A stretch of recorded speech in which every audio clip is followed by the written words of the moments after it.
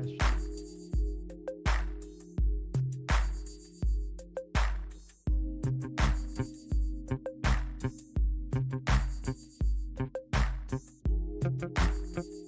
Merry Christmas po.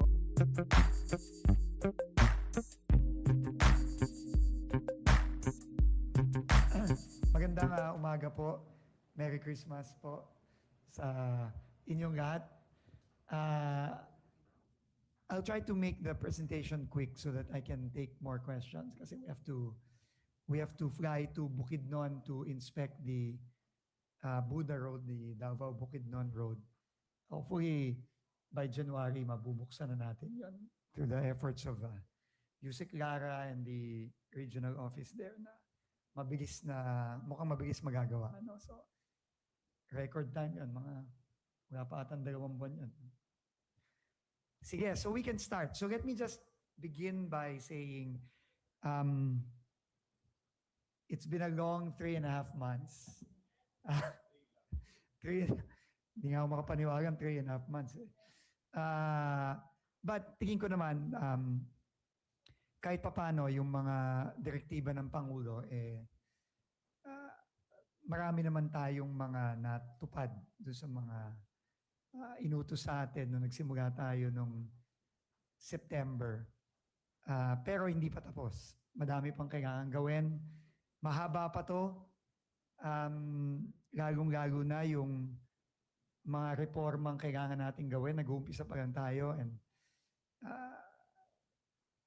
madami pang laban na kailangan gawin sa mga susunod na buwan, susunod na taon. Pero tingin ko naman very hopeful ako at nakikita ko naman na meron ng mga paunti-unting pagbabago na nangyayari. So if I can just start very quickly, pwede na ba? Pwede na? Di ba? Okay, sandali lang. Easy. Masyado kayo nagmamadali. Ayan, nakakaskay na naman ako ni Joseph. Ayun na. Anyway, so, I just wanted to start off by reiterating the President's directives.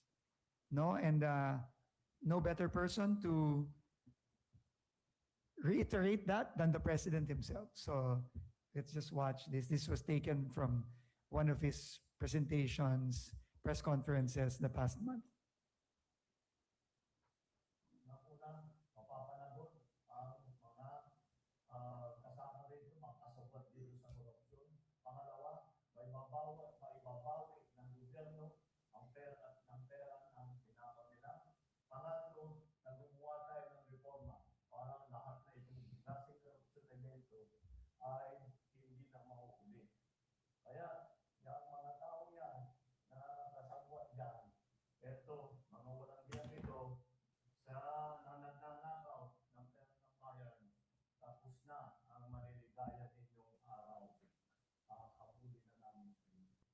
Okay, so the President said that very clearly in one of his press conferences, and he has repeatedly said that over the course of the past 3-4 months.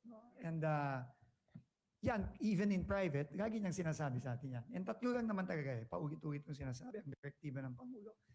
Panagutin yung mga dapat managot, ibalik ang pera, and reformahin ng DPWH. Yun lang. Hindi siya madaling gawin. May proseso yan lahat. Hindi yan overnight. Pero sa tingin ko, dito sa makikita natin ngayon, sa loob ng 3 kalahating buwan na nandito ako, tingin ko, meron na tayong mga nagawa, pero umpisa pa lang ito. Paulit-ulit naman sinasabi ng Pangulo yun na this is only the beginning. And I just like to go through them one by one. So unahin natin yung mga mananagot. So, ito nakita nyo na yung mga nagsimula na yung mga pag-aaresto, nagsimula na yung mga pagpa-file ng kaso. Pero siguro tignan natin ang pangmalawakan. No? So, next slide please.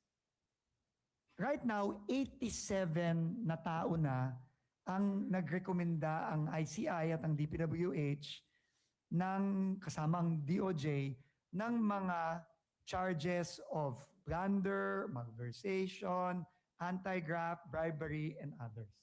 87 individuals. Kasama dyan si former Speaker Romualdez, si former Congressman Zaldico, si Diskaya, former Secretary Manny Bonoan, senators, congressmen, USECs, a COA commissioner, etc. Congressmen. 87 na yan. Lahat yan nasa ombudsman na. Through referrals, filings by the ICI and DPWH. Siyempre kasama na rin dyan yung BGC boys, kasama ng iba pang mga empleyado ng DPWH at kasama din ng mga iba't iba pang contractors at meron pang ibang mga private individuals. 87. Halos mag-iisang daan na yan. So, hindi kaunti yan. No? At hindi mga maliliit na pangalan, yung mga refer ng ICI at ng DPWH. Pero sabi nga ng Pangulo, at sabi na rin ng Ombudsman, kailangan, pag magfa-file ng kaso sa korte, kailangan matibay ang kaso. At sa ngayon, yun ang ginagawa ng Ombudsman. No, kumakalap pa siya ng dagdag na ebidensya, katulong ng ICI, katulong ng DPWH, katulong ng DOJ, katulong ng NBI, para pag-file sa korte, siguraduhin malakas ang kaso. No? At umpisa pa lang ito. No? Umpisa pa lang ito. No? Marami pang mga i-refer sa mga susunod na linggo, susunod na buwan. So ulitin ko. At ngayon, meron ng 23 individuals, can you go back? Na meron ng kaso sa korte. No? Kasama na din dyan si Saldico, etc. No? May kulang dito. No? Anyway, so alam na naman natin sila. No? So, kasama si Sara Diskaya sa kaso sa Davao. No? Dalawa ang kaso ngayon na final sa Sandigan at sa RTC ng Digos. No? 16 sa, ayan, nag-e-edit siya. So, hindi, alam naman natin lahat yun. No? So, sa Oriental Mindoro, kasama si Zaldico at sila yung mga DPWH personnel. Sa Digos naman, kasama si Sara Diskaya at yung mga DPWH personnel na nandun. So, at ang sabi ng Ombudsman nung nakaraang araw lang o kahapon, meron siya pang ifa-file na isa o dalawa pang kaso sa korte bago magpasko. No, yun ang sinabi niya. So abangan na lang natin yun. No? Okay. So ang punto natin dito is yung direktiba ng Pangulo na mananagot ang dapat managot. Nakikita na natin sa mga final sa Ombudsman at sa mga yon fina-file na sa korte. At uulitin ko, hindi lang maliliit na isda yun. May mga malalaking isda doon. No, na tingin ko naman, nakikita ng mga kababayan natin. Pero dahil nga may proseso tayo, hihintayin natin ngayon at may tiwala tayo sa Ombudsman sa kanyang kakayahan at sa kanyang resolve na mag-file ng mga kaso sa korte para talagang tuluyan ng managot ang mga dapat managot. So yon, unang-una yon, ang dapat managot, ang dapat managot. Ikalawang direktiba ng Pangulo yung, ito na pala yung mga na-aresto. No? So alam nyo na yan. No? At, mayroong mga at-large tayo. By the way, na-cancel na rin ang pasaporte ni Zaldico. No? Ibig sabihin, maliit na talaga ang mundo niya. Ang presidente mismo ang nag-announce niya. No? At hindi na magtatagal yan, tingin ko, sa galing ni Secretary John Vic Remulla, nakita nyo naman na eventually, ganyan din yung nangyari kay former Congressman Teves, pero nahuli din siya, naiuwi din siya. Tingin ko, ganyan din ang gagawin ni Secretary John Vic ng DILG, katulong ng PNP, mahuhuli din natin si Zaldico at madadaga ulit natin siya. Babalik natin sa Pilipinas para harapin ang hustisya dito sa bayan natin. So, next slide please. And of course, dito sa loob ng DPWH, 90 na ang either na-dismiss, na-suspend, at may administrative cases. 90 na. And again, umpisa pa lang yan. No? Tuloy-tuloy yan. Hindi kami tumitigil dito. No? Ang naka-assign na dito ngayon ay si Undersecretary Ato Bisnar at si Yusek Rafi Turgano. Sila talaga ang nakatutok sa pananagot both within DPWH and mga nasa labas din ng DPWH. No? At syempre katulong nila si General Azurin sa ICI. So, tuloy-tuloy tayo dyan. No? Wala tayong tigil dyan. At tingin ko, tataas lang ng tataas itong mga numerong nakikita nyo ngayon. Yung 87 na nasa ombudsman at yung 90, yung 23 na may kaso na sa korte at itong 90 na to na dito sa loob ng DPWH. No? Tuloy-tuloy lang yan. Hindi tayo titigil. Okay. Ngayon, napunta naman tayo sa pagbabalik ng pera. No? So ito, equally important to sa mga dapat managot. At umaandar na tayo dyan.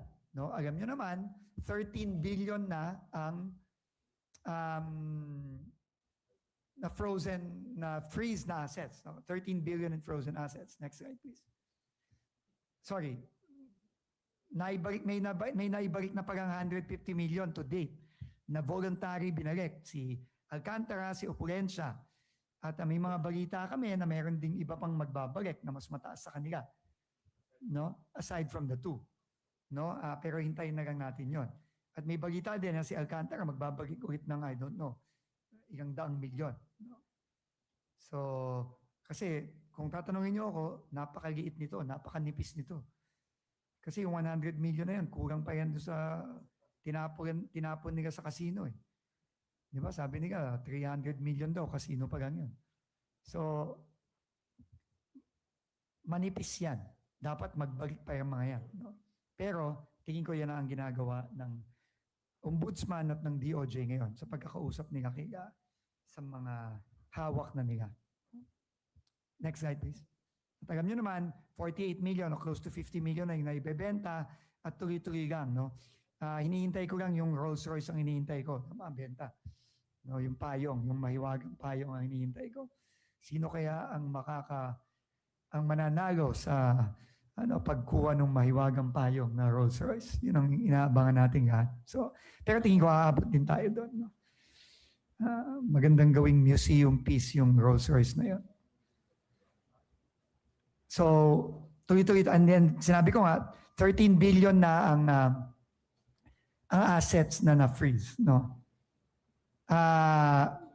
Close to 5,000 bank accounts, 283 insurance policies, 8 choppers and airplanes, 255 motor vehicles, 178 na mga bahay at lupa, condo, 16 e-wallet accounts, 3 securities accounts. And again, tuloy-tuloy pa rin yan.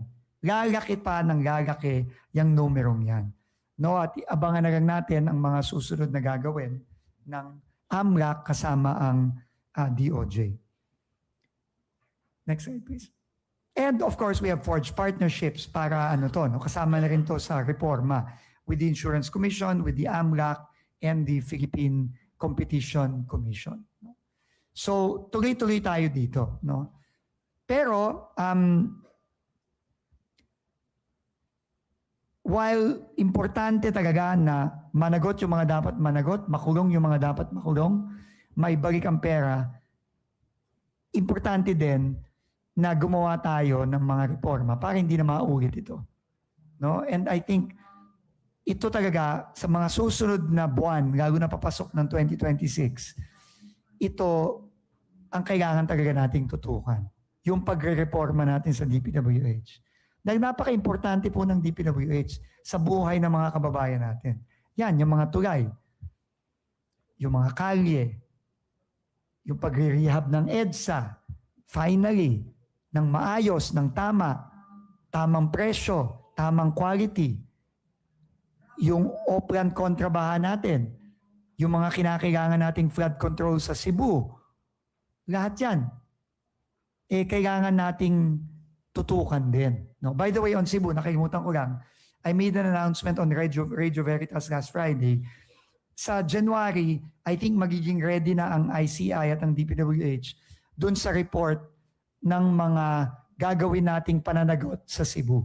Dahil dun sa nakita nating mga problema sa Cebu, sa flood control project sa Cebu, magiging ready na ang ICI at ang DPWH to submit their reports and their referrals and our referrals to the Ombudsman by January. So, yun, madadagdagan na naman yan, no, yung mga mananagot.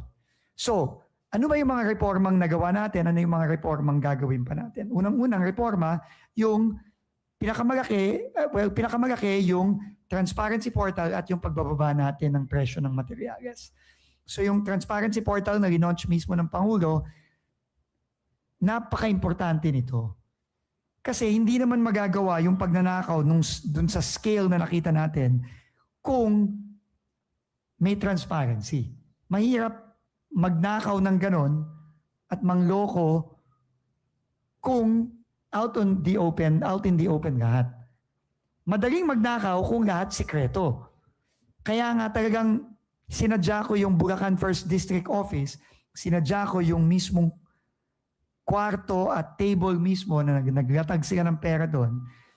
Kasi nagawa lang naman nila yun dahil walang nagbabantay sa kanila. Walang nakakaalam nung pinagagawa nila doon sa Bulacan 1st District Office. So, this transparency portal changes all of that. And continuous pang magiging improvement ito. Halimbawa, kaya ako pinasama dito si Yusek Lara kasi yung lahat ngayon na napasa na ang budget ng bicameral conference early this morning, lahat ng mga proyekto na yon na bago, ipapasok lahat dito sa transparency portal with the new prices na ibababa na ng DPWH. Ngayon na alam na natin kung ano yung mga proyektong finally napasa na ng Bicameral Conference Committee. At I'm sure yan din ang ipapasa na rin ng Senate at ng House. No? Alam na natin ngayon at pinapatrabaho ko na over the holidays yung team nila Yusek Lara at yung over the holidays kasi kawawa naman sila. Pero kailangan gawin eh. No, at yung team natin sa baba sa mga regional offices at district offices para mapababa palalo yung cost ng mga projects na yon on a project per project basis. At lahat yon ipopost natin sa transparency portal. Pati kung paano nila binaba. Hindi lang yung totals, pero paano nila ibinaba, magkano ang nabawas, no, sa mga proyektong yon. No, so, and hopefully they can do that in the next hopefully month and a half to 2 months. Pero habang may natatapos tayo, ipopost na nila yon. Ipopost na ng DE, ipopost na ng RD sa transparency portal. Hindi natin hihintayin lahat yon na matapos. Lahat yon pag natapos na, popost na kasi kailangan na nating magpabid ng mga proyektong yon. Pero hindi ako magpapabid ng proyekto, hindi ko papayagan magbid ang mga DEO at RD kung hindi pa nabababa. Kasi kailangan mababa na yung project cost, yung tinatawag nilang approved budget of contract. Yung ABC na tinatawag nila. So yan, tatrabahuin talaga yan sa mga susunod na buwan over the holidays. Susunod na linggo over the holidays and leading to January of next year. Para pagkapirma ng Pangulo ng budget, ready na tayo magbid at the lower project cost. At ito, nakita na natin yung reduced CMPD na pinagtrabahuan ni Yusek Lara ng kanilang team, maa-apply na natin ngayon sa lahat ng mga proyekto. At malalaman na natin talaga ano ang final na magiging project cost ng mga proyekto. No? So yun. So yung two very important reforms na yun, napaka-importante nun. Yung transparency portal at itong pagbababa ng mga presyo ng materyales. Pero marami pa tayong mga ibang gagawin. And isa sa napaka-importanteng, sorry, Yusek Lara, katabi ko siya at mahihiyain kasing bata ito eh. So, the future of DPWH will be in the fresh blood that will be injected in this agency. That is where the future will lie. Marami tayong gagawing reforma, marami tayong gagawing pagbabago. Pero ang pinaka-importanting resource ng kahit anong organisasyon ay yung mga tao. At yung pagbabago sa mga opisyal ng DPWH, yan talaga ang magdidikta kung ang DPWH ba ay babalik na lang sa dati o talagang magbabago na ng tuloy-tuluyan. Ako, bilang na ang araw ko sa DPWH. Di ba? 2 years na lang ako dito eh. Di ba? 2 years. Kayo naman, kinakabahan naman kayo. Kinakabahan naman kayo. 2 years na lang ako dito. Di ba? 2 years nga. Matatapos na ang term ng ating Pangulo in 2 years or 2.5 years. Di ba? 2.5 years na lang. Yun na lang ang term ko din dito. 2.5 years din. No? Maximum. 2.5 years na lang ako dito. Pero sila Yusek Lara, sila D.E. Kenneth, sila ADE Paul, sila yung mga bago nating ina-hire, sila Dave. Matagal pa ang kanilang career. Si Yusek Lara has been here for what? 15 years? 12 years, sorry. 12 years. Di ba? Matagal pa ang career ng mga yan dito. And they are the next generation. And it will be up to them where this agency will go. That is why, starting January, the DPWH is going to go on a massive recruitment. Massive recruitment kami. Magkakaroon ng mga job fair sa mga eskwelahan mismo. Sa UP, sa UST, sorry, syempre sa Lasal, animo, panalo kami kahapon. Kaya inuna ko yung UP kasi alam naman natin na magagaling talaga ang mga engineer ng UP. Pero panalo kami kahapon. Talo sila. So anyway, so sorry, I just had to put that in. Sorry. Sorry, Yusek Lara. UP yan eh. Magkatabi kayong UP.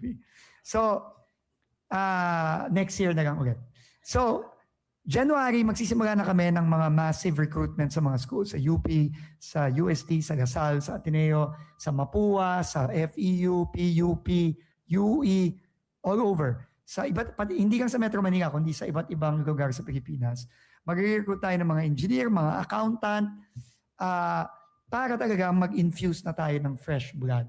And I'm announcing this already today sa ating mga schools. Hopefully you can help us really recruit people and really, make people realize, especially the young generation, na importante silang mag-participate dito sa reforma natin. And the best way to participate in this reform effort sa DPWH is to join DPWH. That is the best way to participate. Join us in this effort. Ako, yung mga iba dito, matanda na kami. No, we're in the tail end of our professional careers. But the new engineering graduates, the new engineering passers, the new accountants, syempre kaya hindi namin accountant. Marami ding mga accountant na mukhang makakasuhan. So, dito sa DPWH, so kailangan din natin ng mga accountant. So, we need you. We need you to join us in this reform effort. And we will go around the schools. I will personally go around, to convince you to join us because we need you. We need fresh blood. We need young, dynamic, idealistic people to join DPWH. And you will be the ones to really turn the page and reform this institution from within.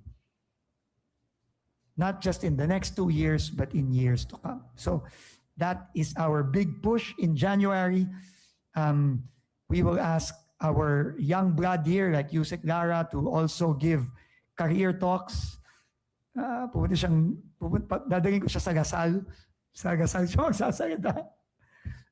Para kasi mas magagaling yung mga engineer ng UP. Alam ko, naku, papatayin ako ng Gasal dito.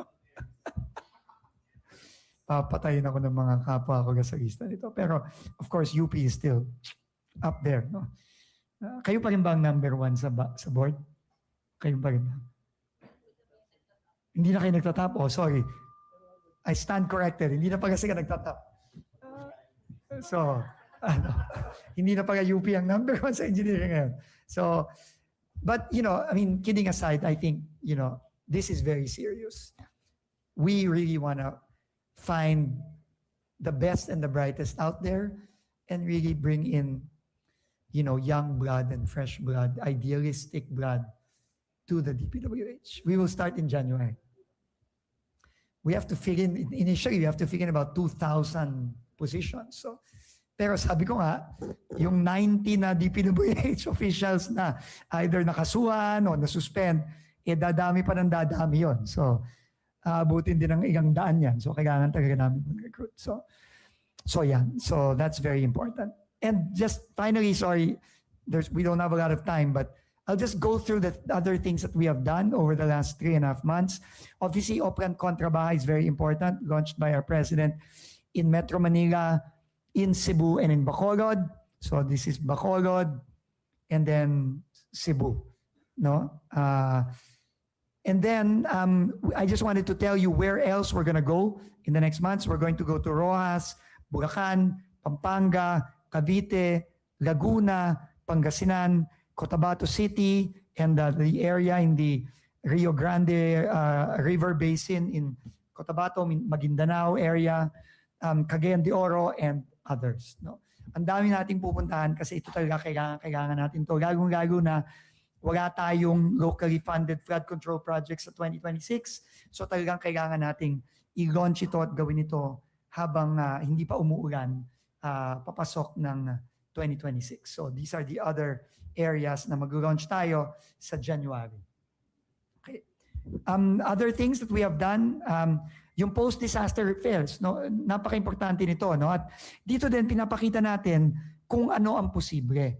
Nung mga nakaraang mga disaster, napakatagal ng repair ng classroom, ng health center, ng kalye, ng tulay, ng ospital. Ang tatagal, no? In fact, may mga nagreklamo sa aking mga LGU at nagreklamo din sa Pangulo natin na may mga disasters taon na ang binigang, hindi pa naaayos. So, yun ang isa sa mga binabago natin. And ito yung mga ginawa natin sa Cebu. Nakita nyo naman yung Bugo Hospital, I think in 1 month lang, operational na siya. In fact, mas maganda pa siya ngayon kaysa nung bago tumama ang lindol sa Cebu. It's much better now. And sabi ko nga, kaya naman pagang gumawa ng DPWH ng ganito kaganda. No? Kaya naman pala at ganito kabilis. No? Nagulat, kahit ako nagulat.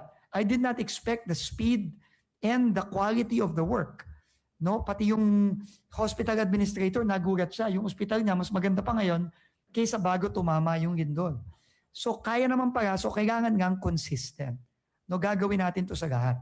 No? And I want to congratulate the team in Cebu for doing such a great job here and such a fast job. No, wala pa atang 1.5 months tapos na to. At nakita nyo naman, napakaganda ngayon. No? So, next, of course, alam nyo naman, yung mga ginawa nating 10 cities, napakabilis din ginawa to. Linggo lang binigang natin dito. Doon yung makikita na talagang kung uunahin ang trabaho at hindi uunahin ang pagnanakaw, maayos ang gawa at mabilis ang gawa. No? Yun ang problema eh. No? Siyempre, pag pagnanakaw ang priority, walang mangyayaring ganyan. Pero kapag trabaho, ang focus, yan ang makikita nyo. So, importante ito. No?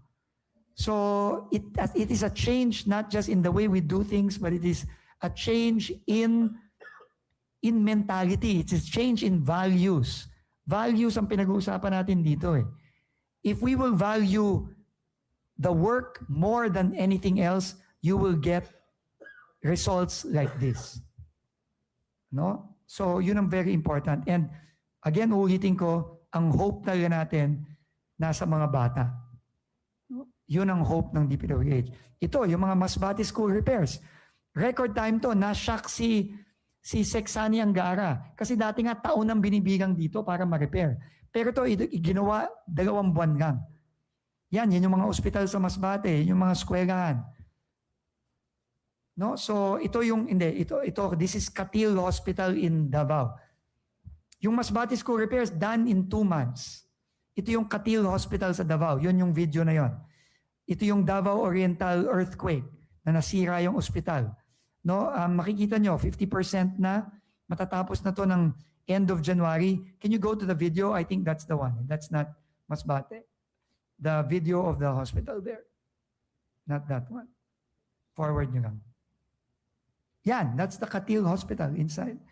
And kita nyo naman, no? Hindi ganyan ang Katil Hospital bago tumama yung lindol. Sira-sira na. I was there.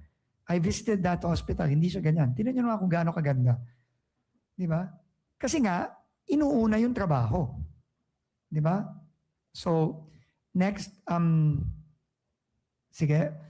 Ito yung bridge sa Cebu, no? Ito yung gumiba. No?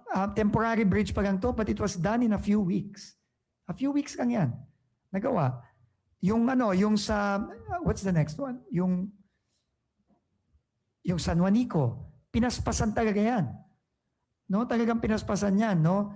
In fact, hindi pa ako DOTR, hindi pa ako DPWH, DOTR pa lang. Alam niyo namang nandyan kami, no? At nakita natin yung hirap ng mga kababayan natin dyan. So kung talagang magfo-focus tayo, kaya naman eh. Next. Yung pigatan. Yan, wala pa ata akong 1 linggo. Nung bumagsak yan, pumunta kami dyan. Ngayon, this is old footage, but now it's 100% done. In fact, I'm going there tomorrow. We will open it tomorrow. No, and it was done in just, as promised, 60 days. 2 months, tapos. No, so, kaya naman eh. Basta focus. Di ba? At hindi pagnanakaw ang inaatupag. Di ba? Next. Ito, pupuntahan ko ngayon, right after this. Yan, nakakala nyo, yun nasira. Ngayon, ito na yung detour. On the left, you will see the detour part. Yan na yan. I think by the end of the month, sisementohan na yan. So by January, middle of January, tapos na to. Can you imagine, di ba? Kung hindi magfo-focus at talagang magtutulungan, baka 1 taon bago maayos yan. But since nagtulungan sila Yusek Lara, yung regional director natin dyan, si RD Beth, nagtulungan sila to find a solution. Tinulungan tayo ng mga Japanese consultants natin sa Katahira. They found a solution. Remember, I was just there about a month ago. Yung kung saan yung mga equipment ngayon, ano yan? That's a ravine. Ano yan? Bangin yan. Pero tinan nyo kung gaano kabilis nilang nagawa. No? Kasi hindi na talaga natin pwedeng ayusin yung nasirang yun eh. Kasi pag inayos natin yun, guguho at guguho ulit yun. So we had to find a safer way, and the safest one is now on the left. So I will be there later this morning. 1.5 months lang ang timeline yan. Matatapos yan. So, kaya eh. Kayang gawin. Kayang gawin. So, next. Ewan ko kung meron pa. Thank you. So, yon. So, that's 3.5 months in DPWH. So, let's hope that the next 3.5 months will be less stressful, which I doubt. It probably will be more stressful, but basta trabaho tayo. And ulitin ko, kung uunahin ang trabaho at hindi yung mga kalokohan, hindi lang mabilis ang trabaho, kundi maayos pa ang trabaho. At tama ang cost, ang presyo ng trabaho. And again, last, the future of DPWH is not with me, it's not with RD Joel, it's not with the older people here, it's with sina Yusek Lara and the young people who are going to come in, we are going to recruit in the next couple of months. So again, I'm calling on all our universities all over the country, please help us reform DPWH by enticing your graduates to join us. And we will be going on a major road show and job fair road show all over the country in our schools to recruit our young, idealistic, Gen Z na sila, I think. O millennial pa sila. Gen Z na sila. Gen Z na sila. Sorry, apologies to the Gen Z. And so, Gen Z na sila. Itong mga pag-graduate ngayon, Gen Z na yung mga yun. No? Ka-generation nyo yung aking anak, yung aking daughter. So with that, thank you very much. I'll take a few questions. Thank you. Good morning. Good morning, Sec. Isa Cotoner from Bomba Radio Philippines. Sec, unahin ko na yung katatapos lang kaninang 2:00 ng umaga, the bicameral conference. Kasi may 20 billion, almost 20, mahigit 20 billion, no, na instead na mapunta sa DPWH budget ay inilagay siya sa PhilHealth. So, what will be the effect nitong pagtanggal po ng 20 billion doon sa budget? Makaka-apekto ba to doon sa mga project implementation nyo po? Unang-una, nagpapasalamat po tayo sa Bicameral Conference Committee, sa Senate at sa House, lalo na kay Senator Win Gatchalian at kay Congresswoman Chairperson Mika Swansing. No, dahil talagang grabe po yung ginawa nilang pagtatrabaho.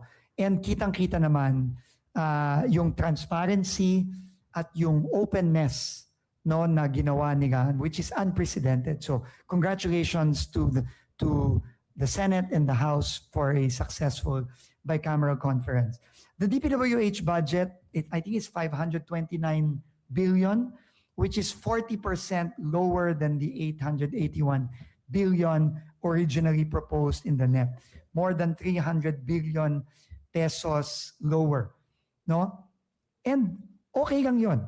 Kasi naniniwala ako, naniniwala ang Pangulo, at naniniwala din ang Kongreso na ang importante sa budget ay maginis siya at ma-implement siya ng tama. Di ba? Ang budget per se, hindi masama. Di ba? Ang masama, kapag yung mga proyekto sa budget, ginawang ghost, ginawang substandard, pinagkakitaan lang. Yun ang masama.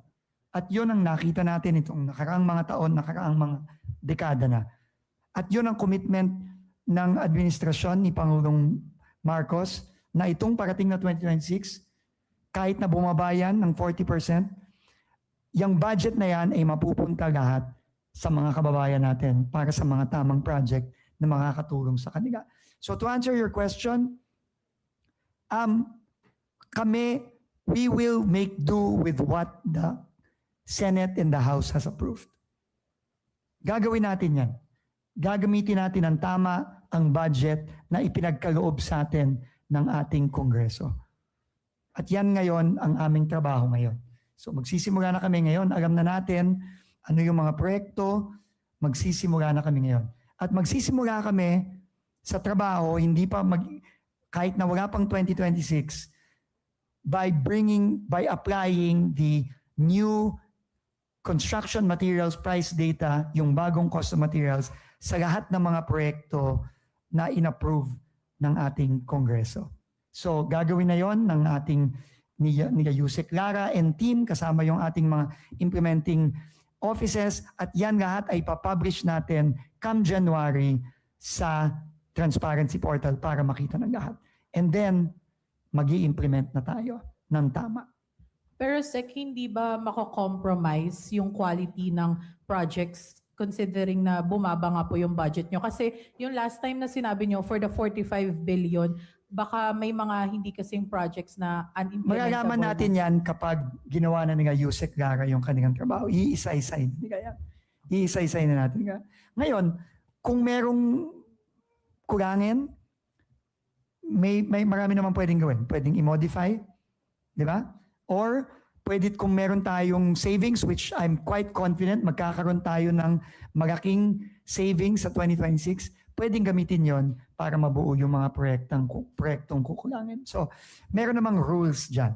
Pero ang importante, meron na tayong budget, klaro na, ngayon, execution na tayo. Sec, with regards dun sa restitution, since present nyo nga po yung mga nabalik na din sa pamahalaan, kasi si Mayor Benjamin Magalong said na kailangan itong restitution na nangyayari ay open din siya sa public kasi the public doesn't know kung ano yung nagiging basihan to give 100 million, 50 I agree million. 100%. Everything should be open to the public. Everything. Wala dapat sinisikreto. Lalo na pera ng tao yan eh. Di ba? Hindi naman pera ni Alcantara yun eh. Tsaka ni, ni Opulensya yun eh. Hindi naman nga pera yun eh. Di ba? Pera yun ng tao eh. Pera nating lahat yun eh. So dapat talaga open. I agree with him. And I think yun naman ang gagawin ng DOJ. I'm sure. Yun ang gagawin nila. Okay, last sa end ko, Sec. Dami na mo. Year-end eh. Last sa end ko, Sec. With the recent resignation of Commissioner Singson and yung mga issue na kinakaharap ng ICI, sa tingin niyo, sir, the next, kasi nabanggit niyo by January, magpapasa pa kayo ng referral. So do you think ICI ay buhay pa during that time? I think so. I think so. Wala namang ano eh.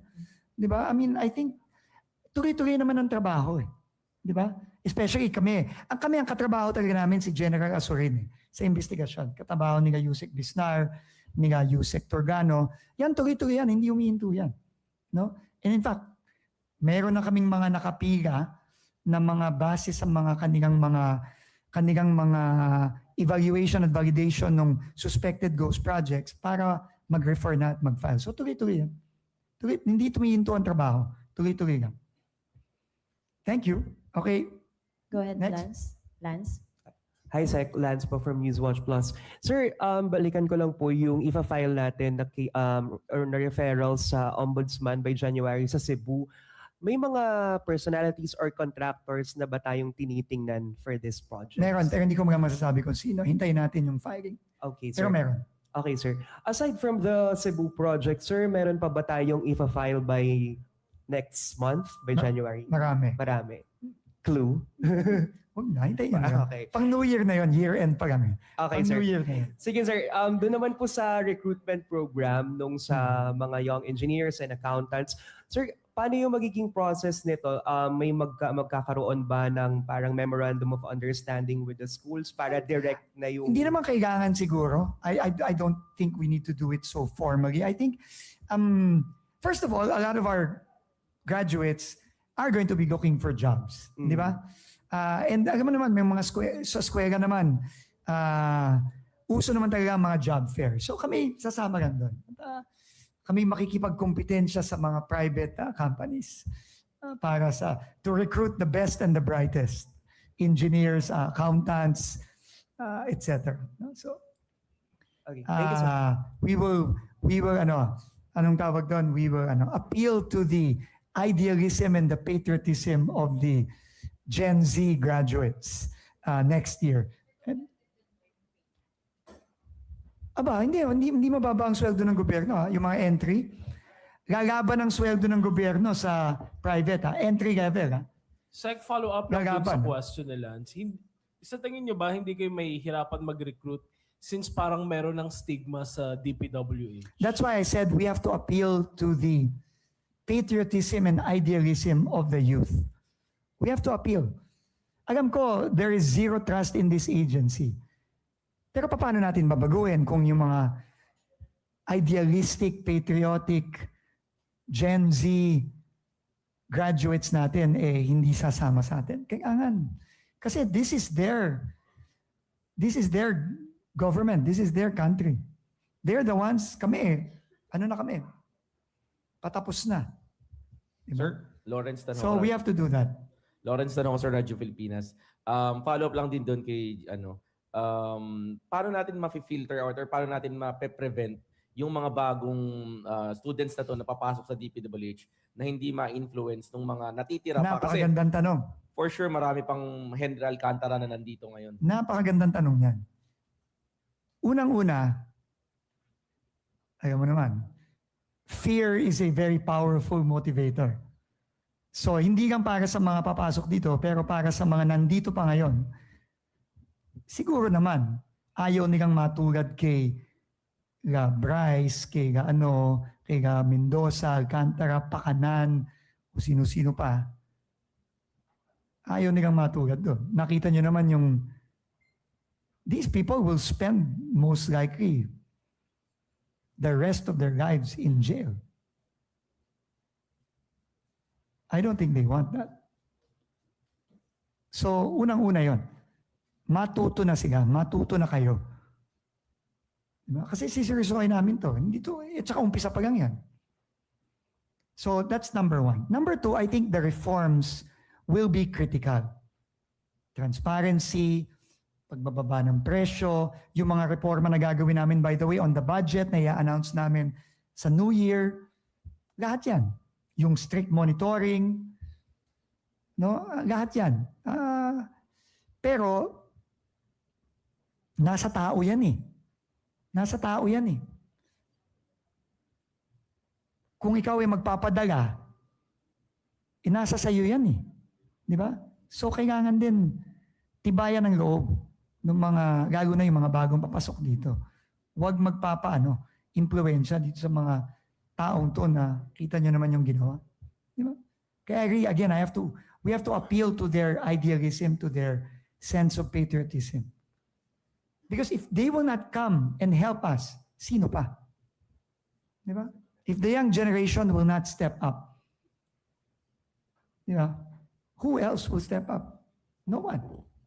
So they have to step up. And we will go all over the country with that message in mind.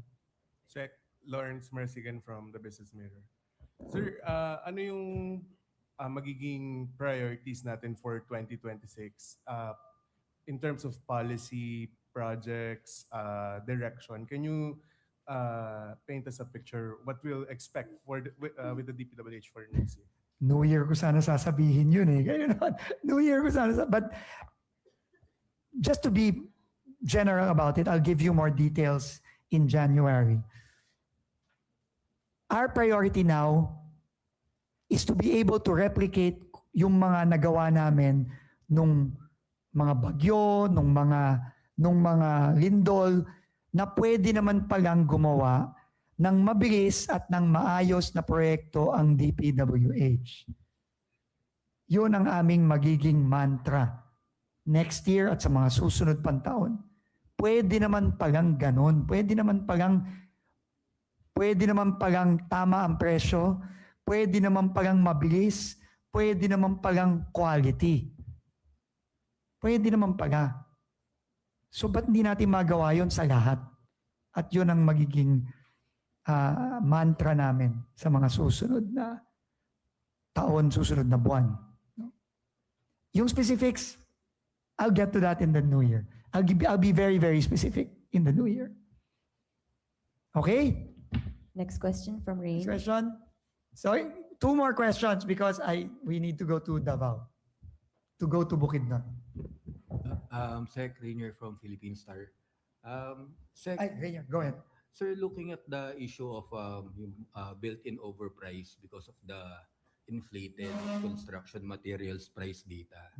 Sir, di ba it happened because, di ba sir, ano yan eh, Regional Office Price Monitoring Committee and there was the DEO Price Monitoring Committee. So it happened because all the regional offices and all the DEOs were doing the inflated price, That's right. construction price materials. Correct. So, sir, bakit parang certain RDs were not covered by the ang panagutin ang mga dapat managot? Kasi sir, di ba lahat ng regions, it happened, all regional offices had that built-in overprice eh. Yeah. Siguro, maghintay na lang tayo, Rainier. Yung sa pananagot ng mga RDs, sabi ko nga, ilan na yung ngayon? 90 na, di ba? Yung DPWH personnel. So, hintayin na lang natin. Maghintay na lang tayo. Ngayon, tama kayo doon. Kaya nga, ang ginawa natin sa pagbabago ng CMPD this time around, sinentralize natin sa central office. Ang central office, yung opisina ni Yusek Lara mismo ang bumaba. Hindi tayo nagtiwala at nagpagawa ng canvassing sa regional at district office. Ang mga taga-central office ang nagbumaba at nag-canvass at bumaba sa mga regions at sa mga DEOs. Yun ang malaking pagkakaiba nung ginawa natin ngayon. Yung pananagot, hintayin lang natin. Aabot din tayo dyan. Okay? Last two. Joseph Moro. Joseph. Sir, dun lang sa budget mo po, pwedeng pa-detail lang, ba't nagkaroon ka ng savings na 20 billion? Hindi ko ba ano yan kasi ang Senate namin. ang Senate po ang BICAM po ang nag-determine on. We just provided a revised adjustment factor that incorporated hauling and other market conditions. Pero lahat yun estimated pa rin. Ulitin ko, pagka kuha namin nung final na list of projects, yung CMPD na bago, i-apply namin doon isa-isa. So yun ang gagawin ng Yusek Lara between now and January. So hopefully they can finish in hopefully a month or 2 months max. But gagawin na natin yan. Pero mas area specific na, sir. To. Parang No, hindi lang areas, project specific. project. Project specific. Sir, last na lang. May statement ka, sir, kanina in terms of accountability na may sinabi ka na hindi maliliit tong mga isda. To. But some people may disagree with that statement. Well- Meaning to say the central figures that we've seen over the couple Well, of months. may proseso tayo, hindi ba? Magpa-file sa ombudsman magpa-file sa korte. Ang mga na-file sa korte na malalaking isda, Zaldico, Sara Diskaya. Sa pagkakagam ko, tama ba? Di ba? Tama? Tapos mga regional director, etc. Okay. Pero yung mga nasa ombudsman, ang dami nun, 87. Including former Speaker Martin Romualdez, senators, congressmen, Secretary Bunoan, Undersecretary Cabral, Undersecretary Bernardo, they're all there. Ngayon, magtiwala tayo sa ombudsman natin. Kasi sa proseso natin, sa legal process natin, ang ombudsman o ang DOJ ang magfa-file ng kaso sa korte. So, yun ang proseso natin. Yun ang finalo na proseso dun sa kaso ni Zaldico, sa kaso ni Sara Diskaya. Yun din ang susunding proseso ng ombudsman dun sa mga 87 na mga pangalan na nasa ombudsman na. So magtiwala po tayo sa ombudsman natin. Thank you, Secretary. This Okay. concludes our press con. Andre daw.